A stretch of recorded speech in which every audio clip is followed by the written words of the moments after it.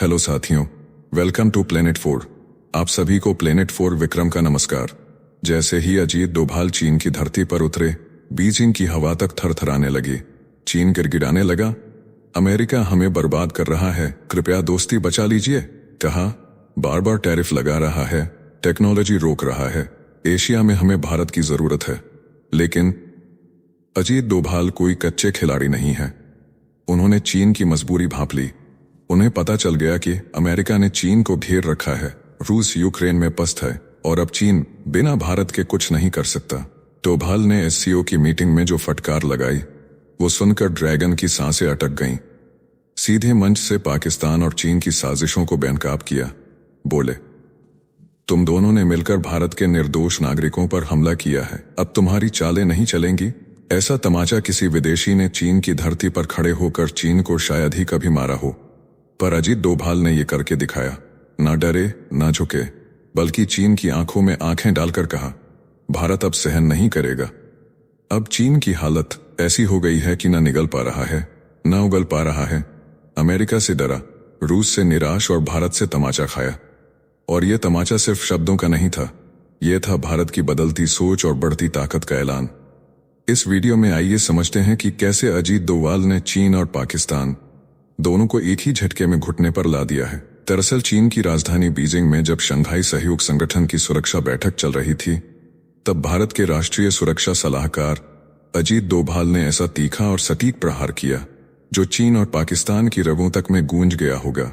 उन्होंने बिना किसी नाम लिए, लेकिन हर शब्द में एक स्पष्ट संकेत देते हुए कहा कि सीमा पार से होने वाला हर आतंकी हमला मानवता के खिलाफ अपराध है। यह एक चेतावनी थी उन सभी देशों के लिए जो आतंकवाद को अपनी नीति का हिस्सा बना चुके हैं, उसे पालते हैं, पोसते हैं और फिर दुनिया के सामने शांति की झूठी तस्वीर दिखाते हैं। अब सवाल उठता है, जब शंघाई सहयोग संगठन का मूल उद्देश्य आतंकवाद, अलगाववाद और चरमपंथ को समाप्त करना है, तो फिर उस मंच पर पाकिस्तान जैसी दोमुही नीति वाले देश की मौजूदगी क्यों है? एक ऐसा देश जिसके अंदर लश्कर-ए-तैयबा, जैश-ए-मोहम्मद जैसे प्रतिबंधित संगठन खुलेआम नफरत का कारोबार चला रहे हैं। क्या ये अंतर्राष्ट्रीय पाखंड नहीं है कि एक ओर आतंकवाद को मिटाने की बातें होती हैं और दूसरी ओर उसी टेबल पर बैठे वो देश जिनकी सरजमी आतंक की फैक्ट्रियां बन चुकी हैं? क्या आतंक को पालने वाला पाकिस्तान इस टेबल पर बैठकर कभी आतंक को मिटने देगा? बिल्कुल नहीं। बीजिंग में जब डोभाल और वांग यी आमने सामने बैठे तो सिर्फ शब्द नहीं, रणनीतियां टकराईं। चीन और भारत जो एक तरफ सीमा पर आमने सामने खड़े हैं, वहीं दूसरी तरफ मंचों पर कंधे से कंधा मिलाकर अंतर्राष्ट्रीय राजनीति में अपनी जगह भी बना रहे हैं। अजीत डोभाल ने इस मुलाकात में भी आतंकवाद को क्षेत्रीय स्थिरता के लिए सबसे बड़ा खतरा बताया। और यह बयान चीन के सामने देना एक सामान्य बात नहीं है, क्योंकि चीन ही है जो संयुक्त राष्ट्र में बार बार अपने वीटो से पाकिस्तान स्थित आतंकियों को सुरक्षा देता है। डोभाल ने स्पष्ट संकेत दिया कि जब तक सीमा पार से आतंक का समर्थन बंद नहीं होगा, तब तक भारत और चीन के बीच विश्वास बहाल करना मुश्किल रहेगा। यह सीधे शब्दों में दी गई चेतावनी थी। शंघाई सहयोग संगठन यानी एससीओ नाम से लगता है कि ये एक ऐसा मंच है जहां सदस्य देश आतंकवाद, अलगाववाद और चरमपंथ के खिलाफ मिलकर लड़ेंगे। इसका गठन वर्ष 2001 में किया गया था, ठीक उस समय जब पूरी दुनिया को आतंक के खिलाफ एकजुटता की जरूरत थी। लेकिन आज जब आप इसके सदस्यों की हकीकत देखें तो सारा ढांचा खोखला नजर आता है। एक तरफ भारत जैसा देश है जो कश्मीर में अलगाववाद, उग्रवाद और आतंकवाद तीनों से जूझ रहा है, और दूसरी ओर पाकिस्तान है जो आतंकवाद की फैक्ट्री चला रहा है, और चीन है जो उस फैक्ट्री को फंडिंग, हथियार और संयुक्त राष्ट्र में सुरक्षा तक दे रहा है। सबको मालूम है कि पाकिस्तान की जमीन पर लश्कर-ए-तैयबा, जैश-ए-मोहम्मद जैसे संगठनों की खुली खेती होती है, लेकिन लोग अक्सर इस सवाल को नजरअंदाज कर देते हैं कि इस खेती को खाद, पानी और छांव कौन दे रहा है? जवाब है चीन। चीन न सिर्फ आतंकवादियों को तकनीकी सहायता और फंडिंग देता है, बल्कि जब भी संयुक्त राष्ट्र में उन्हें प्रतिबंधित करने की बात होती है, वह वीटो पावर का इस्तेमाल कर उनके नाम ब्लैकलिस्ट होने से रोक देता है। यानी एक तरफ पाकिस्तान आतंक का बीज बोता है और दूसरी तरफ चीन उस बीज को अंतर्राष्ट्रीय स्तर पर बचा रहा होता है। अब आप सोचिए, जब ऐसे दो चेहरे एक ही मंच पर बैठे हों तो क्या उस संगठन की प्रामाणिकता बनी रह सकती है? चीन ने जिद करके पाकिस्तान को इस संगठन में शामिल करवाया, जबकि रूस ने भारत को शामिल करवाया। क्योंकि उसे पता था कि भारत इस लड़ाई का असली योद्धा है। भारत की धरती पर आतंक की आग जलती रही है और भारत ने ही सबसे बड़ा मूल्य चुकाया है। शंघाई सहयोग संगठन यानी एससीओ का एक बड़ा उद्देश्य है सदस्य देशों के बीच विश्वास बढ़ाना, सीमाओं पर टकराव रोकना और आतंकवाद को जड़ से मिटाना। कागज पर ये लक्ष्य सुनने में अच्छे लगते हैं, लेकिन असल तस्वीर देखिए। पाकिस्तान खुलेआम कश्मीर में हमारे मासूमों का खून बहाता है और चीन उसे मिसाइलें देता है ताकि भारत में और तबाही मच सके। फिर भी भारत उसी मंच पर जाकर आतंकवाद रोकने की अपील करता है, जो लगभग एक असंभव कल्पना लगती है। दरअसल भारत के पास इस समय कोई विकल्प भी नहीं है। संयुक्त राष्ट्र जैसी संस्था अब तक पाकिस्तान और चीन के इस षड्यंत्र के खिलाफ कोई निर्णायक कदम नहीं उठा सकी है।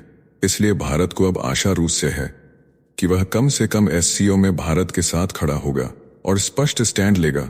लेकिन जिस तरह से चीन की ताकत बढ़ती जा रही है और वह लगातार पाकिस्तान की पीठ पर सुरक्षा की ढाल बनकर खड़ा रहता है, उसे देखकर अब यही लगता है कि रूस भी बहुत कुछ कर पाने की स्थिति में नहीं है। तो सवाल यही है, क्या अब भारत को सिर्फ भाषण और प्रस्तावों पर निर्भर रहना चाहिए? बिल्कुल नहीं। अब समय है कि भारत अपने दम पर अपनी रणनीति से आतंक के खिलाफ लड़ाई को एक नए स्तर पर ले जाए, और इसका सबसे प्रभावी तरीका है पाकिस्तान को उसकी ही भाषा में जवाब देना, बलूचिस्तान को आजादी की लड़ाई में समर्थन देना, तहरीक-ए-तालिबान पाकिस्तान जैसे संगठनों को अप्रत्यक्ष समर्थन देना, ताकि पाकिस्तान को भी उसी दल का अनुभव हो जो वह भारत को सालों से देता आया है। अमेरिका की नीति यही रही है। उसने आतंकवाद से लड़ने के लिए कई बार खुद आतंक का सहारा लिया और आज वह समुद्रों के बीच बैठकर बाकी दुनिया की लड़ाई का तमाशा देख रहा है। भारत को अब दुनिया की नजरें देखने की नहीं, अपने हित में निर्णायक कदम उठाने की जरूरत है।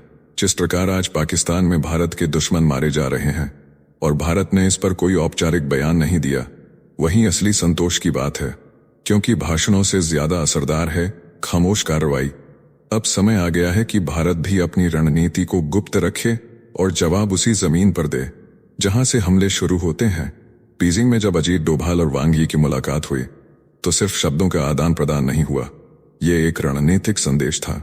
वो भी उस समय जब भारत और चीन के रिश्ते गलवान की घाटियों से अभी तक पूरी तरह सामान्य नहीं हुए हैं। लेकिन इस मुलाकात के बाद ड्रैगन की जुबान में अचानक मिठास घुल गई। वांग यी ने कह दिया, भारत और चीन प्रतिद्वंद्वी नहीं बल्कि विकास के साझेदार हैं। उन्होंने दोनों देशों से आग्रह किया कि वे एक दूसरे को खतरे के रूप में नहीं, संभावनाओं के रूप में देखें।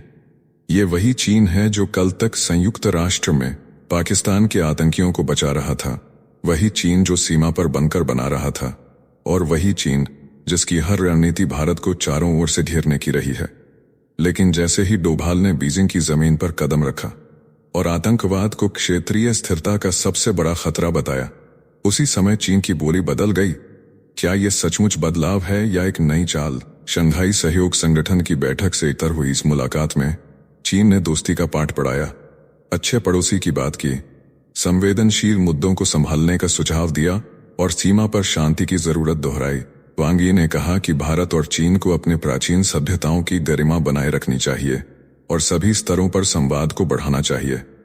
सुनने में मधुर लगता है, लेकिन सवाल यह है कि जब चीन ही पड़ोसी की जमीन पर घुसपैठ करता है, तब उसके ये वचन कितने ईमानदार हैं। इस बैठक में सबसे निर्णायक बात यह रही कि अजीत डोभाल ने सीधे आतंकवाद का मुद्दा उठाया और चीन से स्पष्ट समर्थन की मांग की। उन्होंने कहा कि अब भारत को किसी दिखावे की नहीं, ठोस कार्रवाई की दरकार है। उन्होंने कश्मीर के पहलगाम हमले की याद दिलाई, जिसमें सभी आतंकवादी पाकिस्तानी थे। भारत का संकेत साफ था, अगर आप सच्चे दोस्त हैं तो अब आतंकियों की सुरक्षा नहीं, उनका विरोध कीजिए। आतंकवाद की जड़ों को काटना है तो सिर्फ खुफिया रिपोर्ट्स नहीं, साझा वैश्विक प्रहार चाहिए। डोभाल ने साफ कर दिया, अब जो आतंक को पाल रहे हैं, चाहे वे गुप्त रूप से हो या खुलेआम, उन्हें अंतर्राष्ट्रीय कानून के कटघरे में खड़ा करना होगा। यह अजीत डोभाल की दिसंबर के बाद दूसरी चीन यात्रा थी। पिछली बार दोनों देशों ने लद्दाख में तनाव खत्म करने का रोडमैप तय किया था। अब नई रणनीति के तहत दोनों देश कैलाश मानसरोवर यात्रा को फिर से शुरू करने, सीधी उड़ानों और वीजा प्रक्रिया को आसान बनाने पर भी सहमत हो गए हैं। शिन्हुआ एजेंसी के मुताबिक पहला तीर्थयात्री समूह दक्षिण पश्चिम तिब्बत पहुंच चुका है। दूसरा दल जल्द ही चीन की सीमा में प्रवेश करेगा। यह सांस्कृतिक कूटनीति की दिशा में बड़ी सफलता मानी जा रही है। भारत और चीन के रिश्ते धीरे धीरे फिर पटरी पर लौट रहे हैं, लेकिन इस दोस्ती की जमीन अब रणनीतिक समझदारी से सींची जा रही है। इस बार डोभाल की चुप्पी नहीं, उनकी रणनीतिक मुस्कान चीन को सोचने पर मजबूर कर गई है। इस वीडियो में फिलहाल इतना ही। जल्द मिलते हैं एक और नई अपडेट के साथ। जाने से पहले वीडियो को लाइक करके चैनल को सब्सक्राइब कर लें।